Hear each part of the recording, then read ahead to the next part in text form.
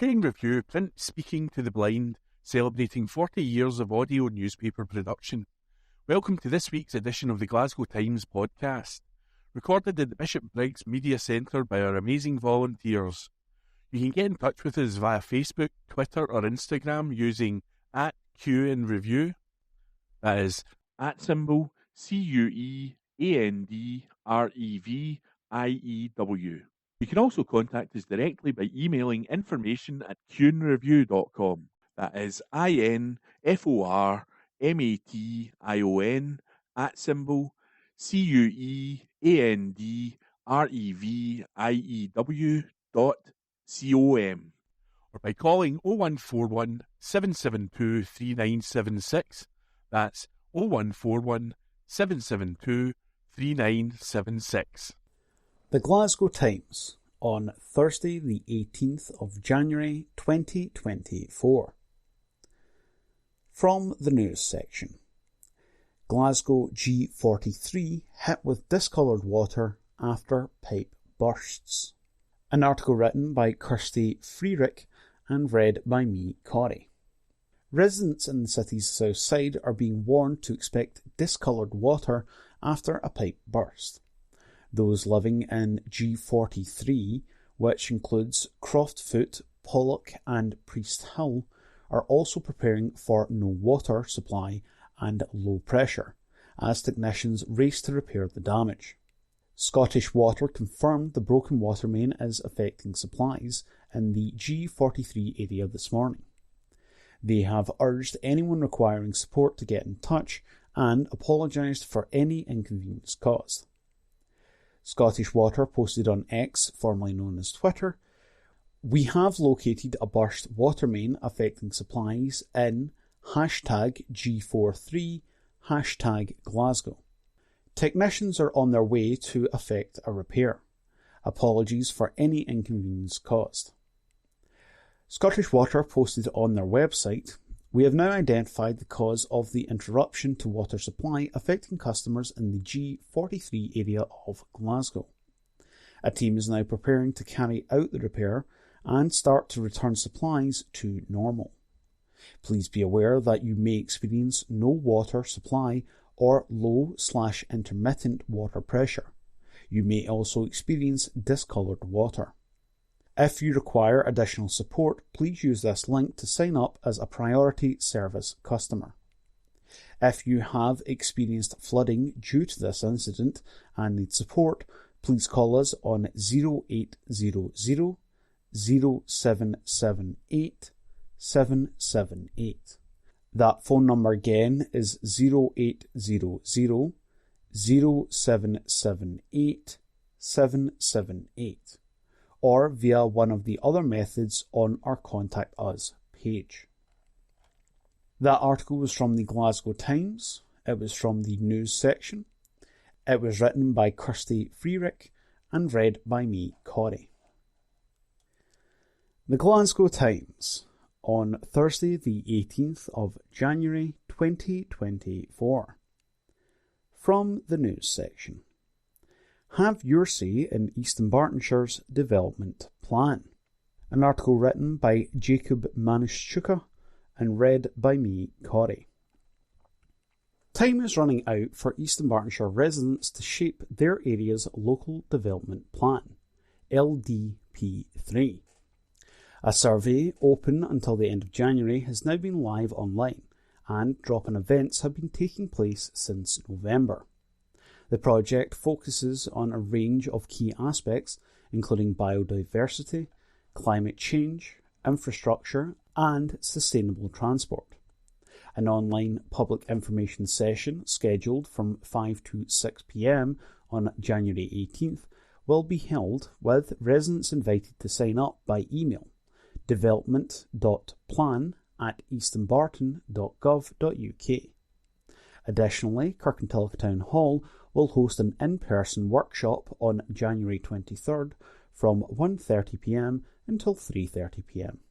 The session invites engagement on detailed evidence, attracting public participants, key agencies, community organisations, business groups, landowners, and those within the development industry.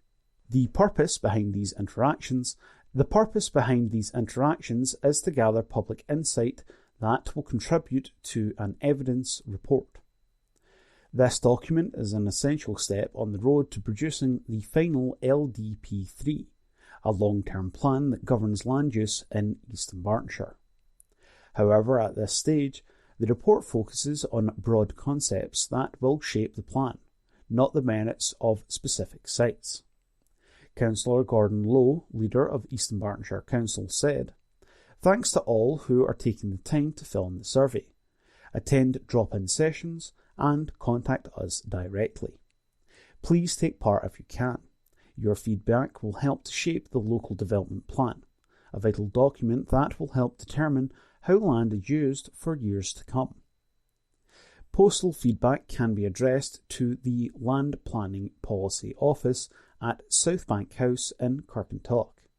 Moreover, information regarding the plan and the online survey can be found on the Council website. The current local development plan will remain in place until the new plan is fully approved, anticipated to be in the year 2028. That article was from the Glasgow Times. It was from the news section. It was written by Jacob Manus-Chuka and read by me, Corey. The Glasgow Times, on Thursday the 18th of January 2024. From the news section.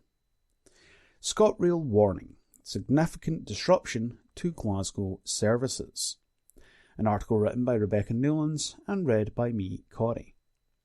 ScotRail is warning travellers of significant disruption to Glasgow services.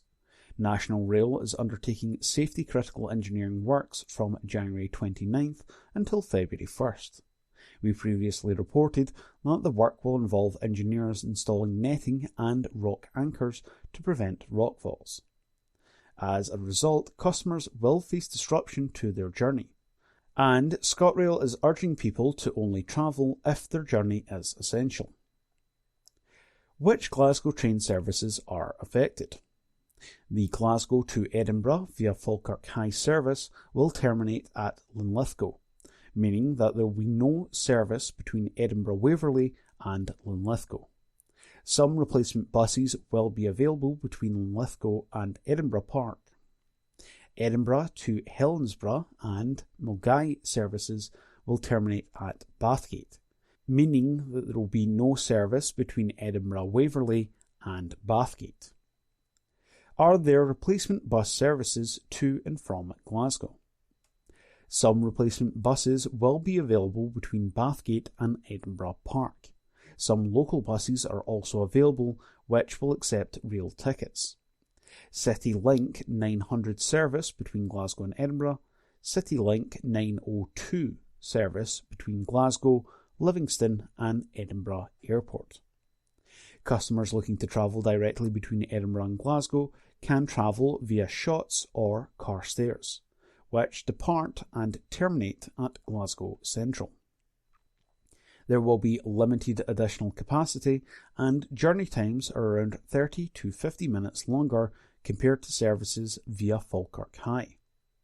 Phil Campbell, ScotRail's Customer Operations Director, said, "There will be significant disruption to the services ScotRail can operate between Edinburgh and Glasgow, Bathgate, Linlithgow, Stirling and Inverness."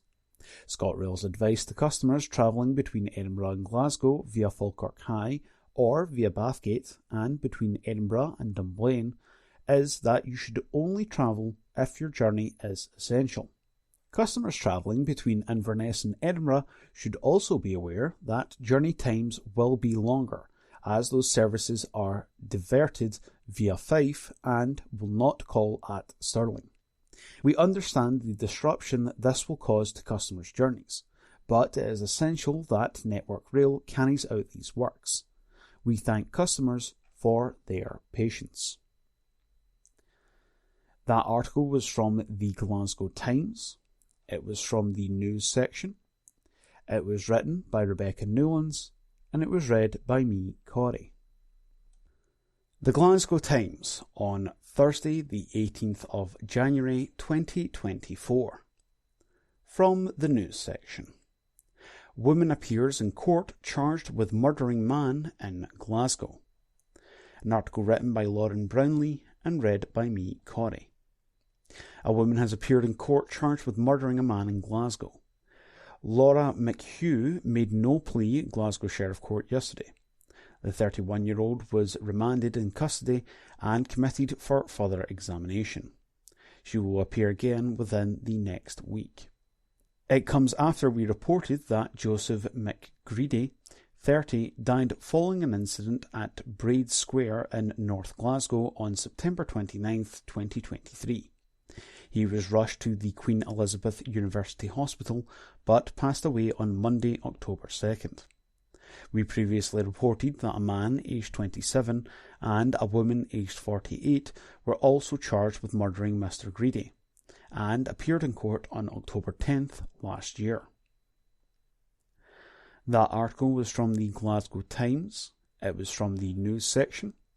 It was written by Lauren Brownlee and it was read by me, Corey. This is from the Glasgow Times on Thursday the 18th of January 2024, from the opinion section. Government must not forget rehabilitation en route to recovery. This article is written by Annie Wells. The main event this year in Scotland's now world-famous fight against drug deaths is likely to be the opening in Glasgow of the UK's first state-backed consumption room. The NHS-run clinic, which will enable users to inject heroin in a controlled environment, is expected to be up and running within a few months in the East End of the city. Unfortunately, it seems the Scottish Government, which pushed hard for this controversial facility to win approval, has already taken its eye off all the other areas which can help those affected to recover. Rehabilitation units have been repeatedly cited by experts and people with experience of addiction as the best way of helping vulnerable users beat this hideous plight. Yet, by September 2023, people starting places in these vital facilities had fallen to the lowest since the same point in 2021. According to latest Public Health Scotland figures, the 114 people who began residential rehabilitation and the 57 who commenced residential detoxification was a total drop of 36 from the previous quarter. So, while the SNP government has been making preparations for a consumption room, it has also overseen a reduction in places where users who want to completely stop taking drugs or alcohol can go. This is a worrying indication of how things are going to play out over the next few years. Ministers are going to be so pleased with themselves about the creation of the consumption room that every other area of support risks being overlooked. You can bet senior SNP officials will be queuing up for photo calls here, but certainly not at the underfunded and undervalued residential facilities. Councillor Alan Casey, the city's addictions convener, is one of the scheme's biggest cheerleaders, but even he acknowledged in interviews that it needs to be matched by funding and support in other areas. That clearly isn't happening in any way, shape or form. I don't happen to believe the approval of these rooms is the answer to Scotland's horrific drug deaths problem. But we acknowledge the decision has been made for a pilot to progress, and now everyone can watch with interest to see what the impact is. My experience of having lived in Glasgow for my whole life and representing the area as an MSP since 2016 is this. Most people addicted to drugs like heroin want to stop. That is also the desperate desire of their loved ones. These rooms will have the opposite effect, giving a green light for vulnerable people to continue the ruinous habit which has wrecked their life, their relationships, their family, and their career prospects. They don't address the root causes of addiction and, aside from providing a few leaflets, won't produce any kind of proper long-term solution for people who want their lives back. What's worse, the other avenues which could have been pursued to help them are increasingly difficult to access, and even harder to navigate in full. Will the safe consumption room save lives? Only time will tell on that front, and that will also be the case with a range of unintended consequences which have been warned of extensively. But the very least the Scottish Government should do is ensure that other vital routes to recovery are not neglected in the process. That article was written by Annie Wells. This is from the Glasgow Times on Thursday the 18th of January 2024, from the opinion section. We're addressing cost of living with the resources we have. This article is written by Susan Aitken. A happy, peaceful and prosperous new year to all Glasgow Times readers. During 2024, it's now all but inevitable that we'll see a change of government at Westminster. There will be a few tears in Scotland when the most inept, far-right clique of charlatans to govern the UK in generations is kicked out. The Tories leave a dreadful legacy of austerity, corruption, Brexit disaster and attacks on the welfare of our most vulnerable. Current evidence shows that households already struggling under the Tory cost of living crisis face further hardships in the year ahead. A new report coming before Council next week lays bare the continuing impact of the crisis across Greater Glasgow. With energy costs having risen again this month, an estimated 200,000 households won't be able to warm their homes to the level they did before. And with food inflation still at over 10%, approximately 300,000 households will be cutting back spending on essentials.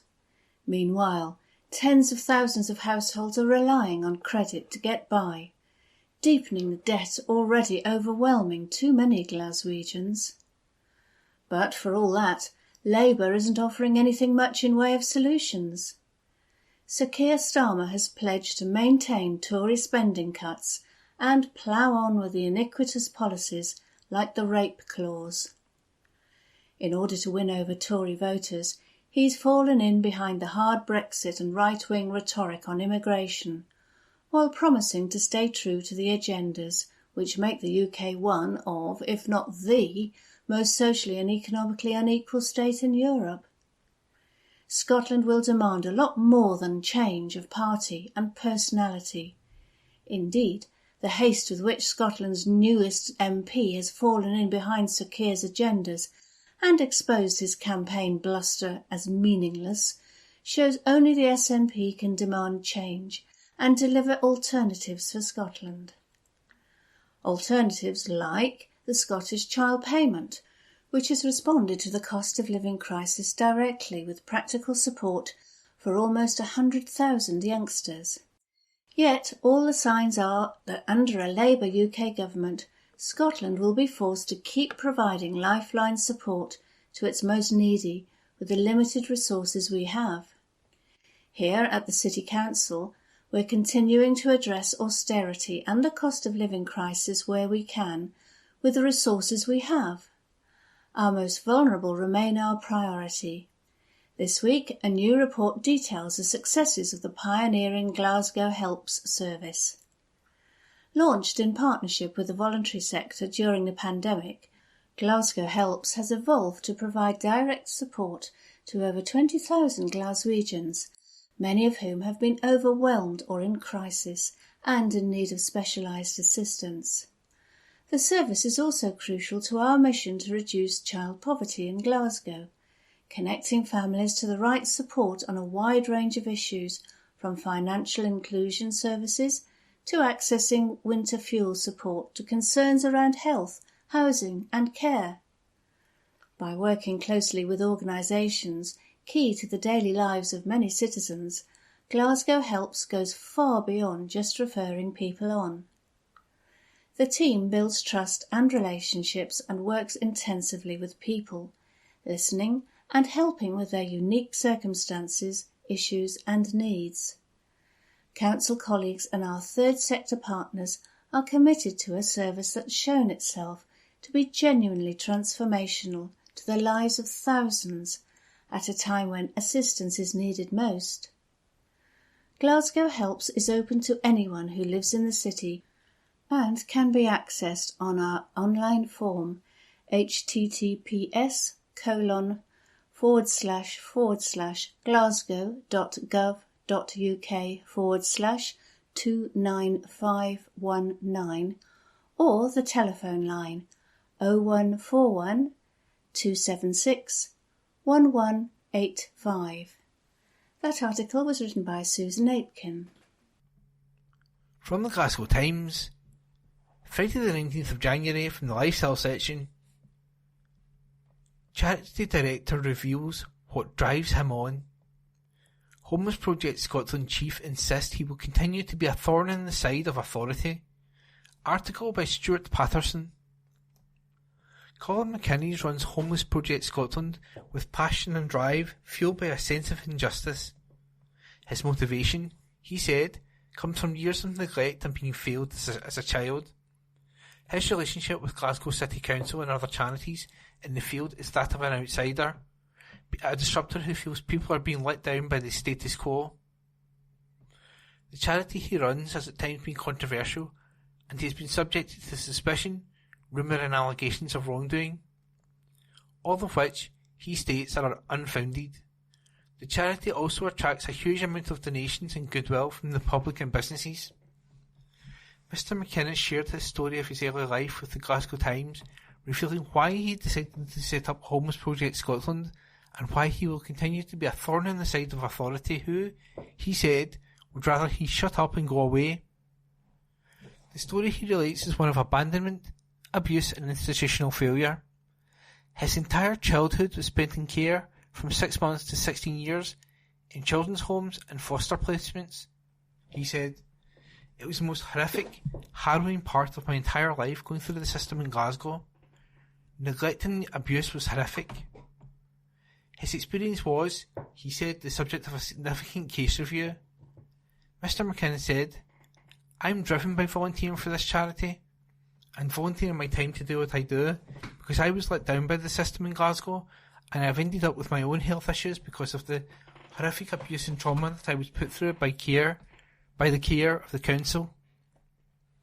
He adds, "I was kicked out of the care system on my 16th birthday into a flat with nothing, and all I had was a beanbag, a table, a lamp, a tin of beans and a pot. And I will never forget that day that I was put in that flat. I didn't even have a bed, and I burnt the pot of beans. I had to survive on £57 a fortnight. It's horrific, absolute horrific. So, because I have lived that, to have been brought up through that, I know the system.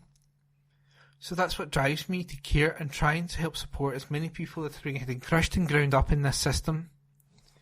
Mr McInnes recalls how and why the charity, which serves hundreds of meals a week, started from a flask of soup and a packet of broken biscuits. He explains how he met his sister, Tina, for the first time in 2019 when she returned to Scotland. Mr McKinnon said, "She told me her story of being homeless for 3 years in London, sleeping on the streets and coming through drug addiction. That," he said, "inspired his first action to try to help people on the streets." He said, "When she told me her story, I was actually in the bath one night and a horrific wind came through the bathroom window. It was freezing. I thought, it's chilly. And I went and made a pot of soup and I was like, right guys, come on, let's go and see if there's homeless people. We walked the streets of Glasgow with a flask of soup and a couple of sandwiches, and I always remember a broken packet of bourbon biscuits. They costed 30p in Asda. And that's how the project started, and it grew from there. It grew from a broken packet of bourbon biscuits.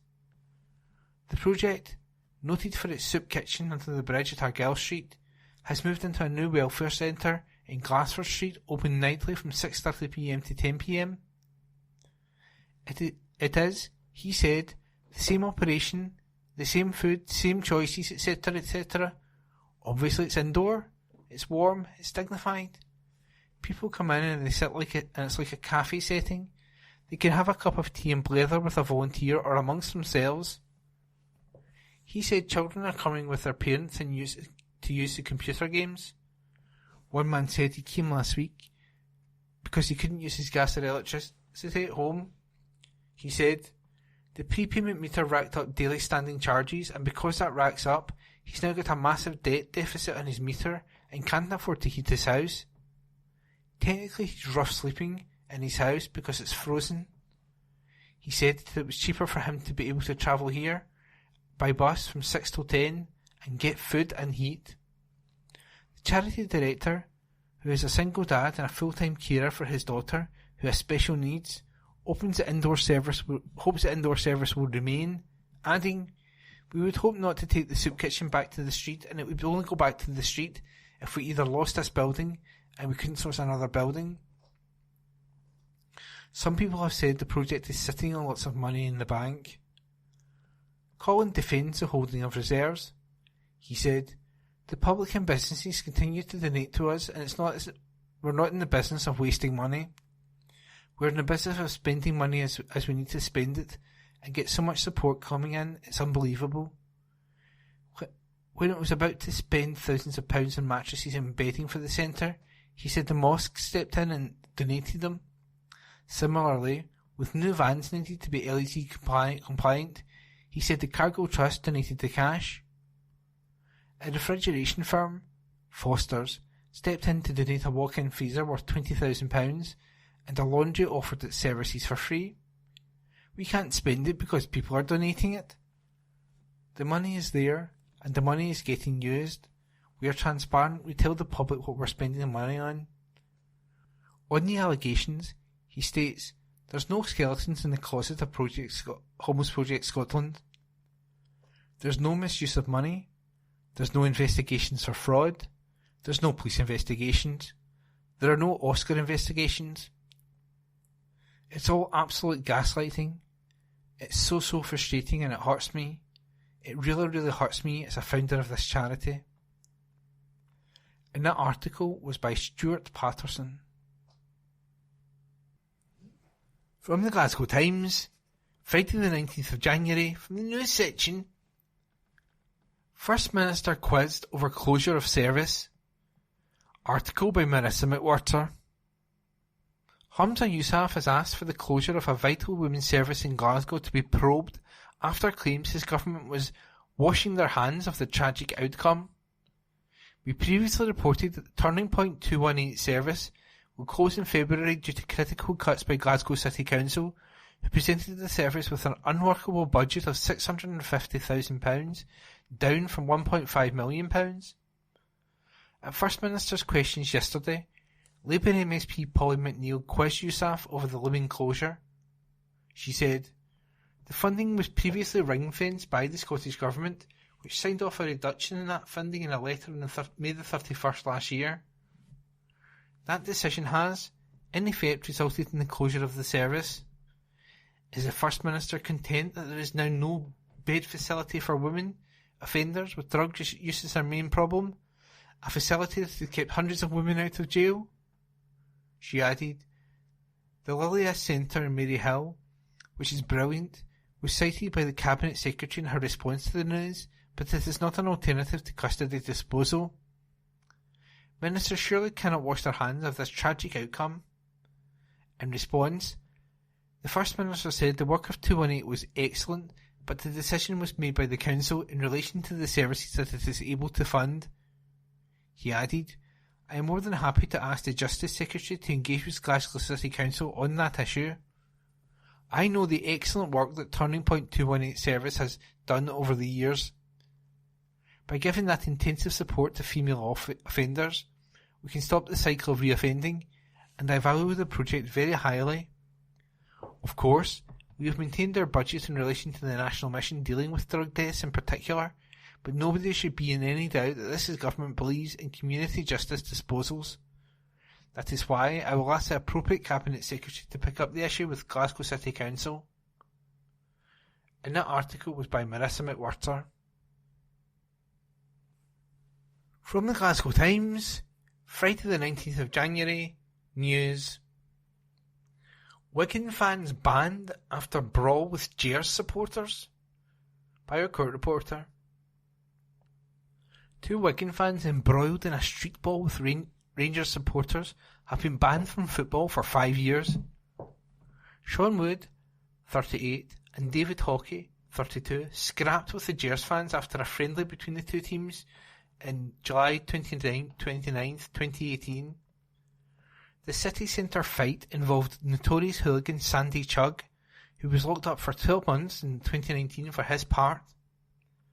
The ramming was sparked after Chugg, once leader of the feared Rangers intercity firm, was assaulted near a pub in Glasgow city centre. Robbie Donaldson, Martin Donnelly, David Fleming, Andrew Reid, Alistair Mackenzie, Connor Proven, and Edward Clark were involved in the brawl. They were all jailed for a total of almost 7 years, while co-accused Kel Bain meantime was ordered to do 225 hours of unpaid work. Gordon McEwen, Gordon McLean and Robert McMillan also took part in the disturbance. Glasgow Sheriff Court was told yesterday that the Wigan supporters were based at the Wetherspoons pub, the St John Moor. Prosecutor Mark Allen said, "There was an orchestrated movement of fans to meet another group of fans associated with Rangers. There was a coming together at that point and a large-scale disturbance took place where they engaged in a stand-up fight and formed part of a disorderly crowd. This took place in the middle of the street and in footage where they can be seen pursuing a man into the bar as part of that fight. Wood, a labourer on a construction site, and Hockey, a delivery man for a pharmacy, both pleaded guilty to a single charge of breach of the peace. The pair, both from Wigan, were fined £650 by Sheriff John McCormick, as well as the football ban. Chugg had previously stated that he wanted to put his violent past behind him. He led the feared intercity firm in the 1980s and 1990s. Chugg has been banned from Ibrox Stadium 3 times for his involvement with hooliganism. The father of 4 was accused of attacking his former girlfriend in 2017, but the case collapsed as she didn't want to give evidence. And that article was by our court reporter. From the Glasgow Times, Friday the 19th of January. From the lifestyle section, what's on in Glasgow? Celtic Connections opens in Glasgow. Article by Nicole Mitchell. Renowned folk, roots and world music festival Celtic Connections has opened in Glasgow. The 18-day festival will run until Sunday, February the 4th, and will showcase the city's UNESCO City of Music status with what will be one of the festival's biggest ever capacity programmes.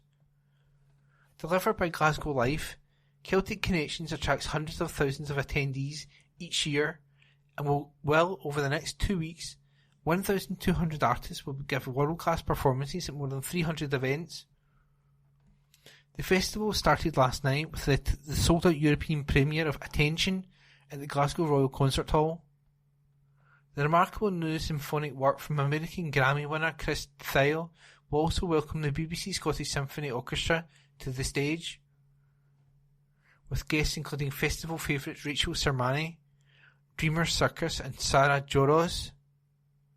Donald Shaw, creative producer for Celtic Connections, said, "This year's lineup, one of our biggest and most ambitious to date, is packed with amazing talent from across Scotland and all over the world, reflecting just how far the festival has come over the past 3 decades and underlining our ambition to showcase all music of all genres and backgrounds."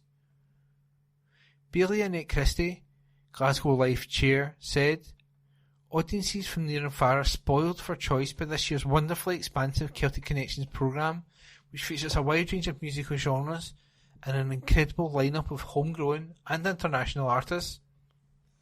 Shining the spotlight on Glasgow's global status as a UNESCO City of Music and the city's richly deserved reputation as an outstanding destination for events and entertainment, Celtic Connections is renowned for showcasing outstanding established and emerging talent. You can view the full programme at www.celticconnections.com Article by Nicole Mitchell. From the Glasgow Times, Friday the 19th of January, from the Lifestyle section. Series of performances revealed for Burns Night. This article is unattributed. A series of live performances will take place at a popular city centre venue to celebrate Burns Night. From January the 25th to 28th, Platform 1 on Argyle Street will transform the traditional Burns Night into a celebration of Scottish culture with a contemporary twist. Each night from 4 p.m. until late, there will be live performances from local artists with a menu of exciting cocktails and limited edition dishes. Performers will include musicians such as funk and soul sensation Tom Maguire, soul singer David Duffy, and folk singer Michael Cassidy. Guests will be able to enjoy a Scottish whisky flight that traverses Scotland's diverse landscapes, from the lowlands with Glengoyne 10, to the highlands with Dalmore 15, to the islands with Talisker 10. Food items on the menu include haggis, neeps and taco, haggis bonbons and iron brew glazed chicken sliders. And that article is unattributed. From the Glasgow Times, Saturday the 20th of January 2024, from the news section, former Celtic and Rangers player admits killing teen. This article is by Connor Gordon. A former Celtic B team player killed a teenage pedestrian in a drunken hit and run. Kieran Dixon, 22, struck Aidan Pilkington, 18, in Glasgow's Anniesland on September 11, 2021. Dixon got behind the wheel after consuming a number of beers and cocktails with a friend. The midfielder later raced down a road where Mr. Pilkington was crossing and dragged him along the ground. The ex-Rangers youth then fled the scene and abandoned his rented Mercedes car close to his home. Mr. Pilkington, meantime, suffered significant head injuries, which he succumbed to later in hospital. Dixon pleaded guilty yesterday at the High Court in Glasgow to causing death by dangerous driving. The court heard that Dixon, now of Erskine, was employed by Celtic's B team at the time of the offence. He went to the restaurant Duck Bay Marina in Loch Lomond with a friend in the early evening. Dixon drank a pint of lager and a bottle of Corona before he drove to a pool club in Glasgow city centre. CCTV confirmed that Dixon drank a further 2 pints of lager before he drove to the Black Horse bar. Dixon consumed 3 pints of the strong cocktail Venom, which was also topped up by the extra measure of vodka. Mr. Pilkington, who was to embark on his first year as a university student, was out with school friends that night drinking alcohol and left the pub around 11:30 p.m. He was en route to a friend's house when the collision occurred on Crow Road around midnight. Mr. Pilkington's friend Ben Smith recalled seeing a vehicle a distance away and believed there was enough time to cross the road. Mr. Pilkington followed behind him. Prosecutor John Keenan KC said, Mr. Smith was walking within the 2 lanes when he realised the car was getting closer, faster than he expected. He could not estimate the speed of the vehicle, but it caused him to quicken up. He was halfway into the lane when he turned around to see if Aidan was following. He observed that Aidan was halfway into the near side of the road. Mr. Smith stated that a white car struck Mr. Pilkington when he was positioned between the 2 lanes. He added he did not remember Mr. Pilkington being run over by the car, but to have travelled for around 10 to 15 metres with the car. Other witnesses described hearing a loud bang and a thud, as well as seeing Mr. Pilkington on the ground. He was noted to be unconscious with blood coming from his mouth and ears. Mr. Pilkington was also found to have an exposed fractured skull, very shallow breathing, and CPR was carried out at the scene by medics. Mr. Pilkington was taken to the hospital, where he remained unresponsive, and life was pronounced dead at 1:55 a.m. Meanwhile, Dixon drove off at speed which witnesses believe was around 50 to 70 miles per hour. He abandoned his vehicle and was later found to have run 178 metres back to his home, which was discovered after his fitness watch was seized by police. Damage was noted to the vehicle, which also included a missing Mercedes-Benz badge. Dixon handed himself into police the next day and was released pending an investigation. He gave a no-comment interview to officers in February 2022 and, in June, he was finally arrested. A post-mortem examination was carried out which revealed major external injuries to Mr. Pilkington's head and trunk. Mr. Pilkington suffered bruising and wounds to his forehead, scalp, eye and cheek. There was also a full-thickness wound to the back of his head, surrounded by bruising. Mr. Keenan added, pathologists considered that the injuries to the front and back of head were consistent with a run-over or dragging type of scenario. Further injuries included to the abdomen and pelvis, as well as a number of rib fractures. An internal examination revealed a large skull fracture which was associated with a small amount of bleeding on the surface of the brain. Pathologists considered that a brain injury might be responsible for the very rapid death. Mr. Keenan said, the major cause of death is considered to be severe head injury, which is consistent with being sustained as a result of a road traffic collision. It was also suggested that Mr. Pilkington was not standing at the time of the collision. It is not known if he slipped or fell. Collision investigators believe Dixon was travelling between 64 and 71 miles per hour at the time. Forensic scientists calculated that Dixon was approximately more than 3 times over the drink-drive limit.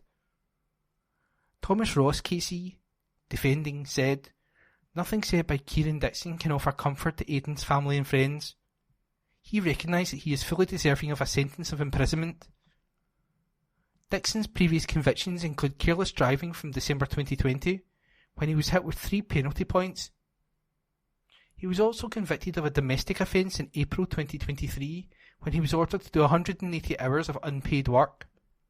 Dixon, who was tipped for first-team football, was released by Celtic having scored 2 goals in his first 2 appearances for the B team.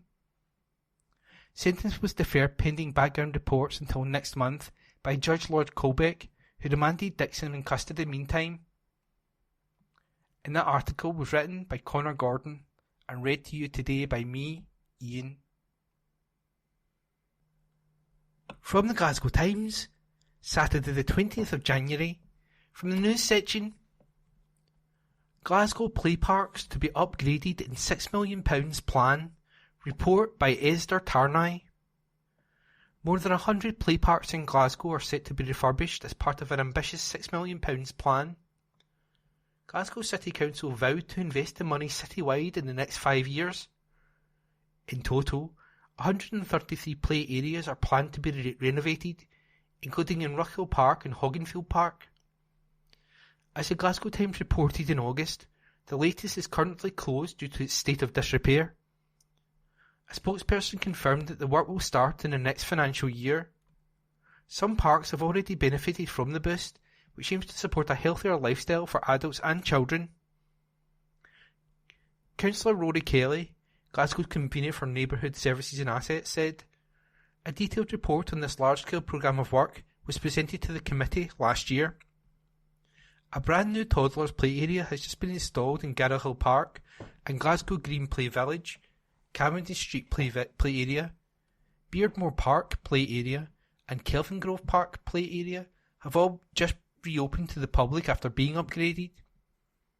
They all offer free-to-use fun facilities where young people can burn off excess energy and enjoy outdoor play and socialising, which is so important to their physical and mental health. Ruckhill Park is also currently benefiting from the installation of a brand new outdoor gym, which is just open to the public. Perfect timing for anyone who vowed to get fit in 2024. The free-to-use gym has everything you need for a full workout, including a chin-up bar, vertical ladder, arched overhead ladder, sit bench and leg raise station. And the article was by Esder Tarnai. From the Glasgow Times, Saturday the 20th of January, from the news section, in the world today, Russian oil depot hit in drone strike. Article is unattributed. A Ukrainian drone hit an oil storage depot in western Russia yesterday, sparking a blaze, officials said, as Kiev's forces apparently extended their attacks on Russian soil ahead of the war's 2-year anniversary. 4 oil reservoirs with a total capacity of 6,000 cubic metres, 1.6 million gallons, were set on fire after the drone reached Klintsy, an area of some 70,000 people, about 40 miles from the Ukrainian border, according to the local governor and state news agency TASS. The strike is apparently the latest in a recent intensified effort by Ukraine to unnerve Russians and undermine Vladimir Putin's claim that life in his country is going on as normal before its March 17th presidential election. Ukrainian President Volodymyr Zelensky has vowed to hit more targets inside Russian border regions this year. Russia's air defences are concentrated in occupied regions of Ukraine, Kiev officials say, leaving more distant targets inside Russia more vulnerable as Ukrainian forces develop longer-range drones.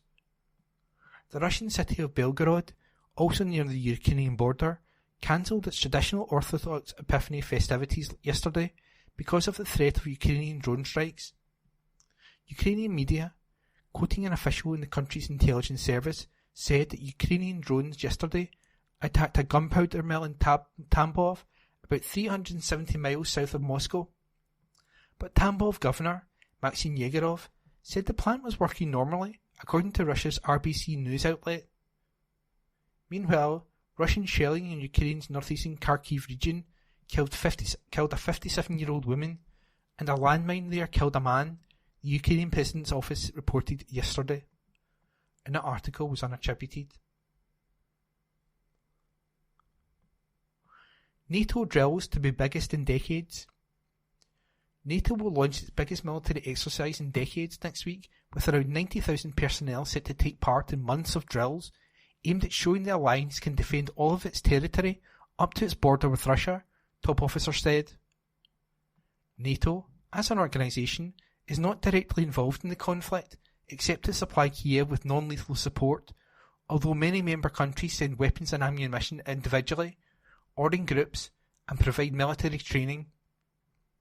In the months before Russian President Vladimir Putin ordered troops into Ukraine in February 2022, NATO began beefing up security on its eastern flank with Russia and Ukraine. It is the alliance's biggest build-up since the Cold War. The exercises, dubbed Steadfast Defender 24, will show that NATO can conduct and sustain complex multi-domain operations over several months across thousands of kilometres from the high north to the central and eastern Europe, and in any condition, the alliance said. Troops will be moving to and through Europe until the end of May, in what NATO described as a simulated emerging conflict scenario with a near-peer adversary. Article unattributed. From the Glasgow Times, Saturday the 20th of January 2024, for the news section. Man in court over hit and run. This article is unattributed. A man has appeared in court following an alleged hit and run in Glasgow and Hogmanay. We previously reported that 999 crews raced to Cardonnell's Moss Park Drive between Arbroath Avenue and Teeling Avenue at around 8 p.m. on Sunday, December the 31st, after receiving a report of the crash. During the incident, a 69-year-old woman was hit by a motorbike. Following that, on Wednesday, January 17th, officers revealed they'd arrested a man in connection with the collision following a search at a property in the Moss Park area. Liam Kerr appeared at Glasgow Sheriff Court charged in connection with the incident on Thursday. The 31-year-old has been charged with several road traffic offences, including causing serious injury by dangerous driving, driving while disqualified, failing to provide details after an accident and driving without insurance. During his appearance, the Glasgow man made no plea. However, he has been remanded in custody and will appear again in the next 8 days. Following the crash, the woman was rushed to hospital where staff described her condition as serious but stable. And the article was unattributed. From the Glasgow Times, Saturday the 20th of January, from the news section. Man was left covered in blood after bar fight. Article by Esther Turney. A man was left covered in blood after a Glasgow bar fight. Stuart McGlashan, 38, arrived at the Roseville Tavern on Dumbarton Road on August the 28th, 2022. He appeared drunk and began to speak to a punter. After an altercation, McGlashan, of Clydebank, pushed several glasses off the bar. A customer picked up a chair and hit McGlashan on the head, cutting him above his eyebrow, and this started to bleed. He called the man a specky B ***** D, causing further issues. A pub-goer approached and tried to remove McGlashan. He continued to be aggressive and tried to swing his hands to him. He was then restrained on the ground. He got back up, picked up a bucket and threw it at the window. He also picked up a bar stool and smashed bottles. Police were called. When they arrived, they spoke to staff. They said McGlashan was covered in blood from the earlier cut and he was drunk. McGlashan was arrested, cautioned and charged. He said to cops, "It was not my fault, it was me that was attacked." He threatened officers. "Take these cuffs off me or I will F ***** G kill you. I'm going back and kill them all." He appeared at Glasgow Sheriff Court last week after he pleaded guilty to being aggressive, assaulting a man and causing damage. His lawyer said he is in full-time employment. He has been with his partner for a long time and they have a 17-year-old daughter. This was a problematic period of time for his mental health. He accepted this was completely unacceptable and alcohol was a considerable fault. He was speaking to men that were unknown to him and he was struck by a bar stool. He acted in self-defence. Sheriff Mary Shields sentenced McGlashan to 130 hours of unpaid work and a year of supervision. And that article was written by Esther Tarnay. The Throwaway Culture is Rubbish, an opinion piece by Patrick Harvey, co-leader of the Scottish Green Party. Waste is no one's idea of a glamorous subject, but when things don't go right, it's an emotive one. No one wants to see overflowing bins, fly tipping or litter strewn streets, parks and rivers. I know firsthand just how frustrating this is, and I also sympathise with cleansing workers who have so much asked of them, especially over the festive season, when horrendous amounts of waste tend to be produced. An overhaul of our waste and recycling system is needed to ensure residents and workers have confidence. As Greens, we want to see far less waste produced, to respect the limits of our planet's resources, and help to tackle climate breakdown. We need to make things last longer through sharing, repairing and reusing, because throwaway consumerism is at the root of many of the environmental problems Scotland and the world face, from water and air pollution to loss of places for plants and animals.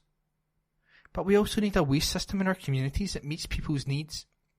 Far too much of our waste isn't being recycled and options are often limited, especially since most of us in Glasgow live in flats. I want everyone to be able to use a waste service that is modern, easy to use and encourages people to do the right thing. That can't happen overnight, but with Greens in government, we're already making big changes. My fellow Green Minister Lorna Slater, Left, is taking a circular economy bill through Parliament that will give local councils and the Scottish Government the powers they need to transform our economy and tackle throwaway culture.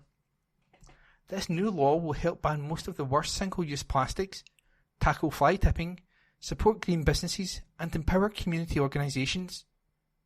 In Glasgow, we already see leaders in this sector like the incredible Dear Green Coffee, Apparel Exchange and the Repair Cafe, who do great work across Glasgow and in their communities.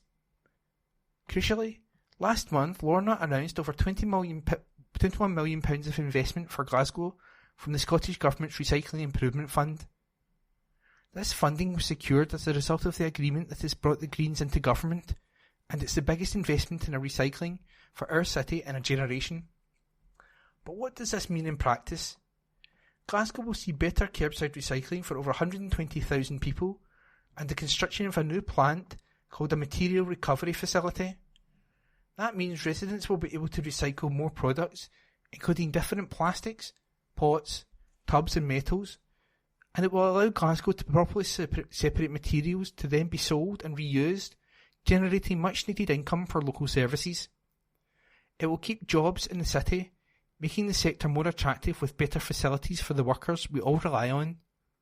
This is a game changer for Glasgow, as it sets out to recycle more than 10,000 tonnes of extra material every year. That will be good for the state of our city, but it will also tackle climate change, with emission cuts equal to taking thousands of cars off the roads. It's a big programme of change, but the benefits are even bigger. With new laws, better infrastructure, more efficient services and workers with the tools to do the jobs they are committed to, Glasgow will become a cleaner and greener city. And that article was by Patrick Harvey. From the Glasgow Times, Saturday the 20th of January, from the news section. Plea over potential disposable vape ban. This article is unattributed. A potential ban on the sale of disposable vapes can't come soon enough as Renfrewshire councils rail against the enormously addictive products. Elected members debated the health and environmental impacts of the single-use items, which they believe are intentionally marketed to be attractive to young people. The subject was discussed at Tuesday's Communities and Housing Police Board, where representatives mulled over a consultation on actions the UK government and devolved administrations are considering to tackle smoking and youth vaping. Councillor Gillian Graham, Labour Group Education spokesperson, said, "Vape packaging and flavouring, in my opinion, is deliberately designed to be attractive to young people. When you look at bubblegum, fresh colours and blueberry, it's designed to attract young people." The elected member for Johnson North and the surrounding villages said vapes are displayed prominently in supermarkets and corner shops. She added, "I don't know if anybody else has noticed, but you can hardly move for vape displays in corner shops nowadays. Anecdotally, we know that some pupils are using a single disposable vape every day. That's equivalent to 20 cigarettes. It's an enormous amount of nicotine in their system, enormously addictive. Pupils will vape in and around school grounds, and we know the evidence of this because we see the disposable vapes littering the streets around the schools. Worst of all, they're vaping between classes. That suggests they're already addicted. The sooner the ban can come in, and also how vapes are displayed should be the same as cigarettes, it can't come soon enough." The local authority is of the view that the preferred solution would be to introduce a ban on consumer sale and supply of disposable vape products. Last March, a motion in support of this position received unanimous agreement at a full council meeting. Its services have reported that complaints claiming children are obtaining and using disposable vapes continue to increase. The penalties currently available are not sufficiently punitive as to discourage further sales, it said in response to the consultation. Councillor Emma Rodden, SNP Education Convener, who also represents Johnson North and the surrounding villages, said, "I think that absolutely anything that we can do to develop legislation which would curtail the marketing and availability to young people who have never actually smoked and have no inclination to smoke, but go straight to a nicotine addiction from a vape product, the more we can do, the better." And that article was unattributed. From the Glasgow Times, Saturday the 20th of January, from the news section. Teen arrested after car chase. This article is unattributed. A teenager is due in court after a car chase with police near Celtic Park. The 19-year-old man was allegedly pursued by the force on London Road before he was arrested in the Barrafield area last Sunday. When officers stopped the Ford vehicle, they allegedly discovered a weapon inside, understood to be a baton. The force also claimed the teen resisted arrest and failed a drug wipe. A spokesperson for the Greater Glasgow Police Division said, "On Sunday, officers patrolling within the Barrafield area engaged with a vehicle pursuit with a Ford. The vehicle was soon stopped and the driver was arrested for traffic offences, possession of a weapon and resisting arrest. The car was seized and the teen is due in court at a later date." And the article was unattributed. From the Glasgow Times, Saturday the 20th of January 2024, from the news section. 2 cars stolen within streets of each other. This article is unattributed. 2 cars were stolen from outside Knightswood homes within minutes of each other yesterday morning.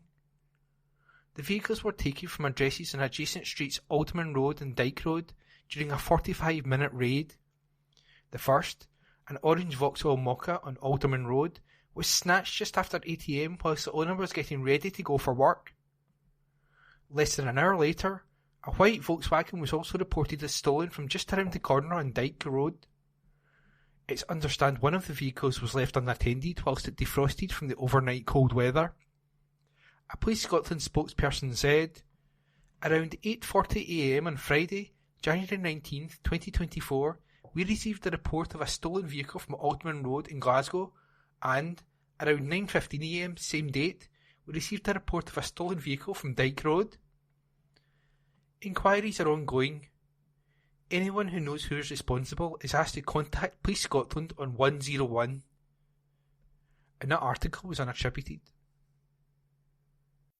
Glasgow Times News on Monday, the 22nd of January. Glasgow residents predicted to be poorer next year. An article written by Stuart Patterson. Households in Glasgow will be almost £2,000 worse off this time next year than they were before the COVID pandemic, according to independent research. The Resolution Foundation, an economic think tank, said rising energy and food costs are leading to a stagnation in disposable income. The foundation predicts a zero growth in household income over the next 3 years, leading to an increase in poverty and absolute child poverty predicted to hit record levels. The analysis also found hundreds of thousands of households in the Glasgow area are cutting back on essentials, as the region is one of the worst affected by the cost of living. The research has been analysed by Glasgow City Region's Intelligence Hub. It stated that the Resolution Foundation estimated the Greater Glasgow area experienced 11.4% inflation last year, the second highest in the UK. It has led to more people being unable to heat their homes, as they were previously able to, and more people using credit to pay for essentials. It's estimated around 300,000 households in the region are projected to cut spending on essentials. Almost 200,000 won't be able to warm their homes to the level they did before, and around 100,000 will be reliant on some form of credit to pay for their bills. The inflation figure for Glasgow was second only to Burnley in northwest England at 11.8%, and higher than Liverpool at 10.7%, Manchester at 10.5%, Cardiff at 10.3%, Edinburgh at 10.2%, and London at 9.4%. Kevin Rush, Director of Regional Economic Growth at the Council, said in a report, "Evidence from the Resolution Foundation has previously shown that individuals with relatively low levels of earnings are disproportionately affected by increases in the price of essential goods, such as energy. Less energy-efficient heating systems and poorer housing conditions contribute to these individuals spending a higher proportion of their income on energy than those earning the median wage or above." An article written by Stuart Patterson. Glasgow Times on Monday, the 22nd of January. Lifestyle. Kirkintilloch set for its first Scottish Film Festival. An article written by Jacob Manushka. A Scottish Film Festival is set to be hosted by Kirkintilloch Town Hall for the first time. The event is being organised by the Kirky Picture Palace, which provided a selection box of festive films at the venue before Christmas. A range of classic Scottish films are lined up for enthusiasts. The Waterhorse, Wild Rose and Scottish Muscle are scheduled for Saturday, January the 27th, while Sunshine on Leith and Edie are set for the following day. Tickets, which include full weekend passes as well as individual movie tickets, are on sale now. Councillor Jim Gibbons, Chair of Eastern Bartonshire Leisure and Culture, said, "We're pleased to be able to host the Picture Palace's first ever Scottish Film Festival at Kirkintilloch Town Hall. The homegrown cinema has been popular with people of all ages. Keep an eye out for more events throughout 2024. Depending on the selection, ticket prices for adults range from £8 for Sunday films to £18 for full weekend access. Child tickets are priced from £3 for Waterhorse only to £5 for full weekend age-appropriate films only. Single tickets for adults and children are also available at £5 and £3 respectively, the latter depending on the age rating of the film. Tickets can be purchased from Create ED and online.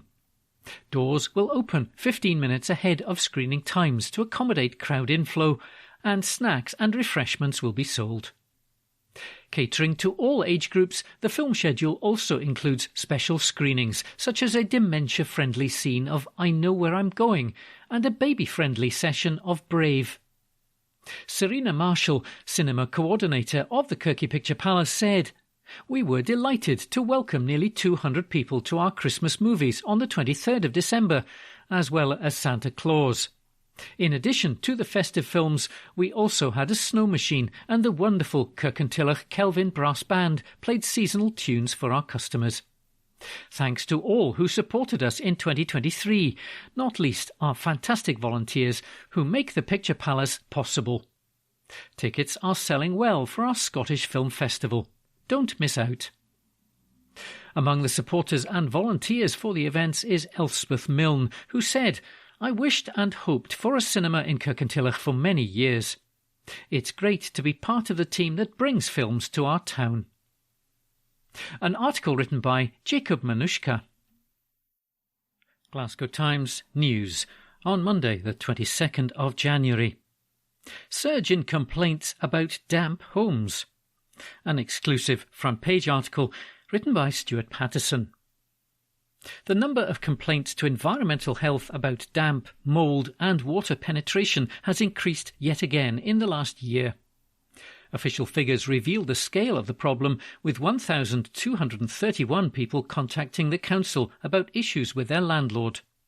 The number is a rise on the previous year, 2022, when it was 1,067. 2 years before that, in 2020, it was 865. The complaints cover housing association properties and homes rented from private landlords.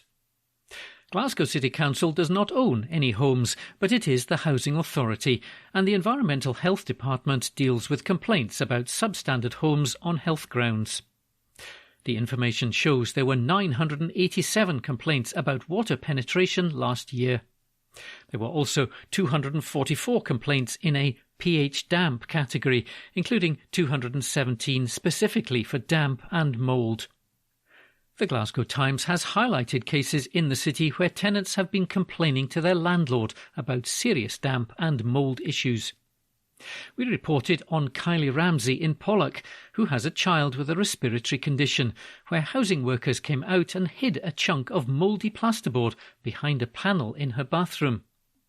Alex Gordon had mould in his flat in the south of the city, affecting his health, and had been fighting to have it fixed for 10 years. The data was revealed by Glasgow City Council to Sean Clarkin, campaign coordinator for the Scottish Tenants Organisation, under Freedom of Information. He called for a change in the law to introduce time limits on making properties free of damp and mould. Mr Clarkin said, "The complaints made by tenants about condensation, dampness and water penetration to Glasgow City Council in 2023 continues a steep upward trend in recent years, meaning that private and social landlords have been letting down their tenants badly. They need to spend a lot more time and money solving the problems of damp and mould, and must especially remove all damp and mould, eradicating it from homes, instead of what most of them do now, which is to cover it up with a lick of paint or plasterboard for mould to come back through, detrimentally affecting the health of tenants and their children. We believe it's time to introduce Awab's law into Scotland, as the voluntary approach in Scotland is not working.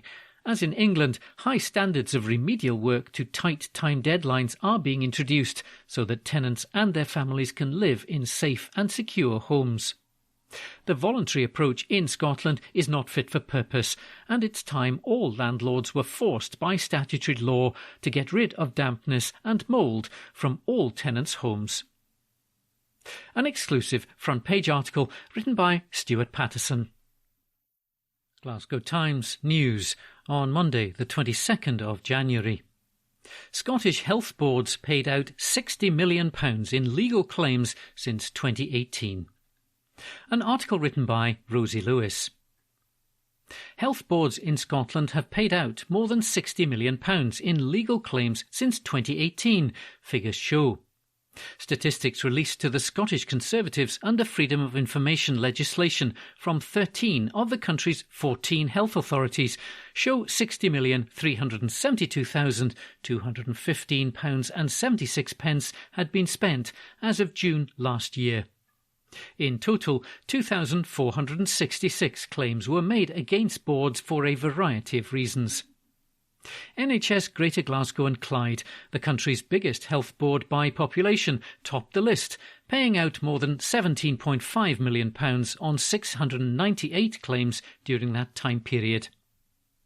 Scottish Tory health spokesman Dr Sandesh Gulhane said the figures are a result of understaffing in the health service, calling on the Scottish Government to work towards a modern, efficient and local health service.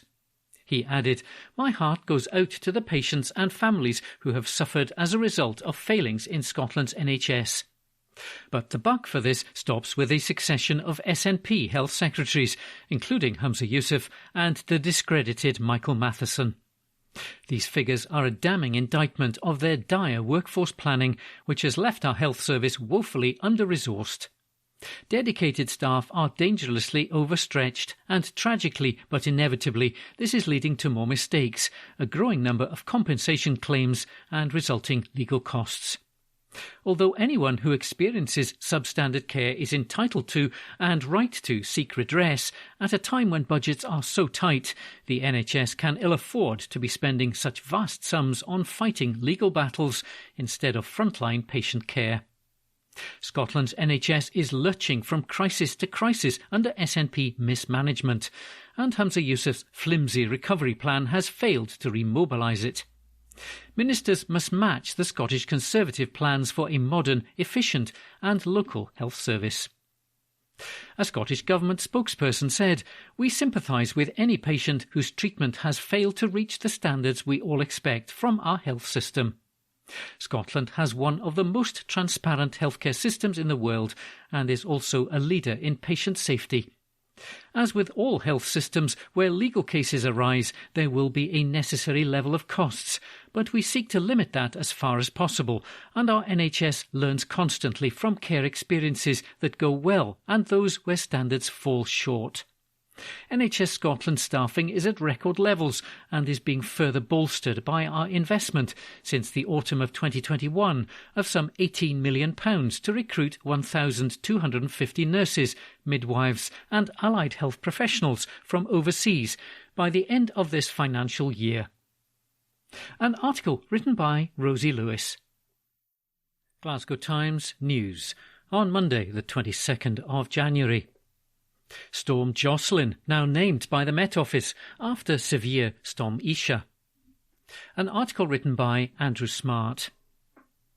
The Met Office has named the newest storm set to batter Scotland, England and much of Wales this week. Storm Jocelyn comes after Storm Isha brought gale-force winds and major disruption on Sunday night and Monday morning. This storm was announced after the Meteorological Organisation issued a new yellow weather warning for wind. This alert is set to last between 12 p.m. on Tuesday, January the 23rd, and 12 p.m. on Wednesday, January the 24th. Announcing the storm on X, formerly known as Twitter, the Met Office said, "Storm Jocelyn has been named by Met Éireann and is forecast to bring strong winds and heavy rain to the UK on Tuesday and into Wednesday." The Met Office has said the following can be possible. Some damage to buildings, such as tiles blown from roofs, could happen. Power cuts may occur, with the potential to affect other services, such as mobile phone coverage. Injuries and danger to life could occur from large waves and beach material being thrown onto seafronts, coastal roads and properties. Some roads and bridges may close. Road, rail, air and ferry services may be affected, with longer journey times and cancellations possible. Storms as a whole are named so that people can more easily engage with weather forecasts. In 2015, following the success of the United States model, the UK Met Office and the Irish service Met Éireann launched their first Name Our Storms campaign, BBC News reports. Most years they draw the names from a short list of favourites submitted by the public. Additionally, they have been joined by the National Weather Service of the Netherlands, who contribute a few names each year. As part of the 2023-2024 weather season, the Met Office has named a number of storms after prominent scientists, meteorologists and other people involved in the weather. An article written by Andrew Smart. From the Glasgow Times, Tuesday the 23rd of January, the news section. Sir Gregor told colleagues to delete WhatsApp messages. Scotland's Chief Medical Officer told colleagues to delete WhatsApp messages at the end of every day during the pandemic, the COVID inquiry has heard. Professor Sir Gregor Smith has added to a growing political storm around the retention of informal messages by senior decision-makers and their advisers during the handling of COVID-19. Former First Minister Nicola Sturgeon and her deputy John Swinney did not retain messages, while National Clinical Director Professor Jason Leach said deleting messages was a bedtime ritual. During an appearance before the inquiry yesterday, as it continues to take evidence in Edinburgh, a message from the Chief Medical Officer in a group chat in July 2021 with other government medical advisers was shown for the first time. Deputy Chief Medical Officer Professor Graham Ellis said, "Hope this isn't FOI-able," in reference to freedom of information, in an exchange where he appeared to joke about having my own supply of cannabis. Responding, Sir Gregor said, "Delete at the end of every day." Asked about the comments by counsel to the inquiry, Jamie Dawson, KC, Sir Gregor, said, Scottish Government advice at the time was not to retain information for longer than was necessary. My practice was to make sure that any information which was important was then captured in email form on the system. I deleted information which was no longer needed to be kept. That was an article. Sir Gregor told colleagues to delete WhatsApp messages. Glasgow Times, Tuesday the 23rd of January. From the news section. Storm leaves wake of chaos by Marissa McWhirter. No area was spared as strong winds destroyed parks, travel plans and football grounds. Glaswegians were hit with a day of travel chaos, damage and disruption after Storm Isla battered the country overnight. The havoc is expected to continue into tomorrow as the country braces for Storm Jocelyn, the second severe weather system to hit the UK this week. A possible threat to life warning was issued by the Met Office from Sunday night to yesterday morning as the ninth storm of the season swept across the city with powerful gales and torrents of rain. Train services were plagued with cancellations and delays as Network Rail engineers cleared debris from routes across the city. Between Garrow Hill and Easterhouse, at least 10 trees toppled onto overhead lines, causing hours of repair work. The crumpled remains of a garden shed were pictured in an overturned heap on the line at Belgrove in the East End. Around 10 a.m, Queen Street Station was described as a ghost town by one commuter after the boundary wall and fence of an adjacent building crashed onto the railway line at the lower level. Network Rail was forced to secure a track machine to shift the debris due to its substantial weight and precarious position. Meanwhile, passengers attempting to journey south on Avanti services at Central Station were forced to queue around Union Street as they waited for trains to resume. Standing inside the Fridges station around 10 a.m, Kim Wilson, 55, told the Glasgow Times of her desperate need to get to London for a hospital appointment. She had been waiting with her partner, Nicholas Rinaldi, for more than an hour after being notified by a travel app that the train would be going ahead. Kim said, "I'm going to London tomorrow for surgery. I need to get there. I'm really concerned. We've been in the queue for a while now and I'm freezing. I'm not well and I need to be in the hospital tomorrow." Nicholas, 51, added, "We left Ayr this morning and got the bus up to here, which was delayed as well. We left there hoping that the train was going. We've been here for over an hour, since about 9 a.m. Pictures from the scene showed dozens of windswept travellers clutching luggage and hoping for the best as they waited for service and other issues caused by the storm. Glasgow City Council advised that all schools were open as normal yesterday, except Carmonach Primary School due to damage on the roof. Families of those attending the Southside Primary were contacted directly. 5 stores in one area of Glasgow Fort were closed as a precautionary measure: Beaver Boots, Specsavers, H. Samuel, Hotel Chocolat and Superdry. Topgolf Glasgow suffered significant weather damage, with nets at its driving range tattered by very strong winds. An update on the venue's reopening date is expected in due course. Elsewhere, gusts ripped through Ibrox Stadium, tearing signage and toppling a nearby advertising hoarding. A yellow weather warning is in place, with Storm Jocelyn set to bring more heavy rain and powerful wind.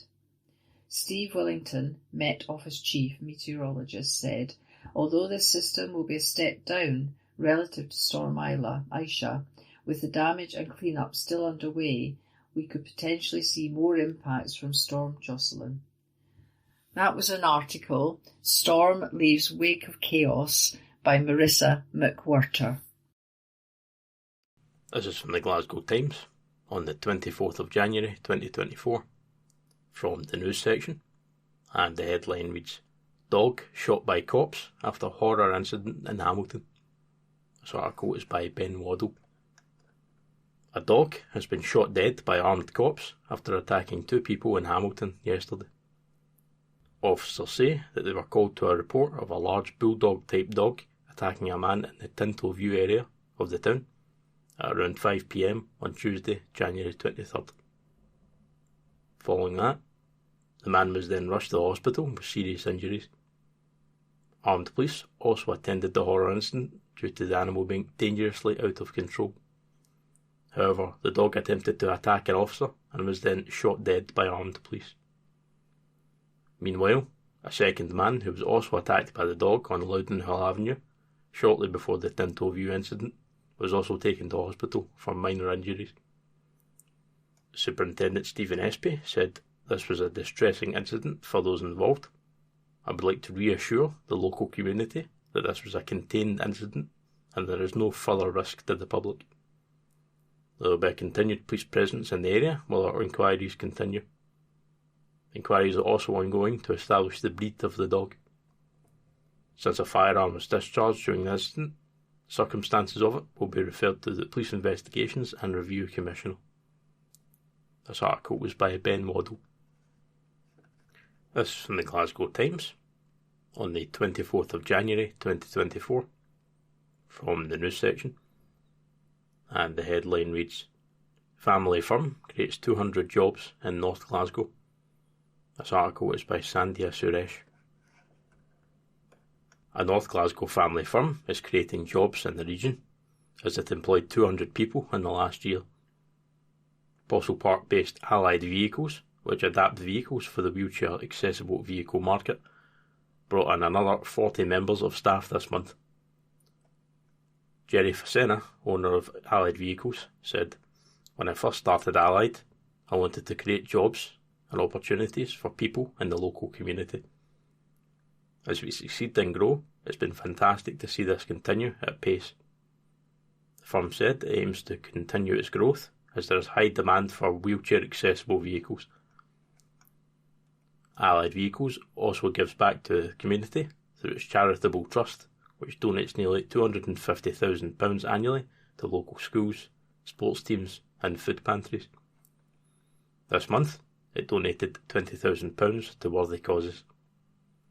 Mr. Facena added, "Our charitable trust is so important to so many North Glasgow charities and community organisations.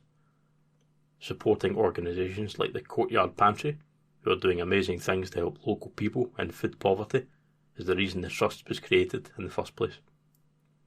seeing the smiles on the faces of local school children who we support to go on school trips that would otherwise be out of reach due to the cost of living crisis and increasing poverty gaps makes it all so worthwhile. Plans for expansion, both locally and internationally, are in progress. Mustafa Sena said, "It's such an exciting time for Allied as we continue to see record levels of success. We will carry on creating jobs and investing in the community. This is the area I grew up in, the area where the Allied story began, and we want to see Postle Park flourish again." This article was by Sandhya Suresh. This is from the Glasgow Times on the 24th of January 2024, from the news section, and the headline reads, "Plans for first of its kind development in Glasgow." This article was by Ben Waddle. Plans for a first of its kind development in Glasgow city centre have been given the green light. The Cheval Maison will offer luxury serviced apartments combined with a ground floor restaurant, a gym, a lounge area and a rooftop terrace bar. The new development will be situated in the heart of Blytheswood Hill, as it will be built at 139 and 141 West Regent Street. It will include 70 apartments that will be split into 27 standard studios, 15 large studios, 23 one-bedroom apartments and 5 two-bedroom apartments. Planning permission for the new development has been granted by Glasgow City Council. Simon Mullen, Managing Director at 141 WRS, said, "We are excited to be making progress on this development, which we hope will transform a disused space to reinvigorate a prominent corner of the city centre. Once open, we will draw on Cheval Collection's decades of experience in serviced apartments to attract both international guests and the local community." Meanwhile, Mohammed S. Alawati, Managing Director, Cheval Collection, added, "It is wonderful to see this site moving forwards with the support of Glasgow City Council, and we look forward to contributing to the regeneration of this historic area. We are seeing growing demand for serviced apartments around the world in other dynamic cities, as owners seek experienced operators for this flexible and profitable model." Currently, the company operates 9 locations in London, 3 in Edinburgh and 1 in Dubai. The development is set to open in 2026. This article is by Ben Waddle.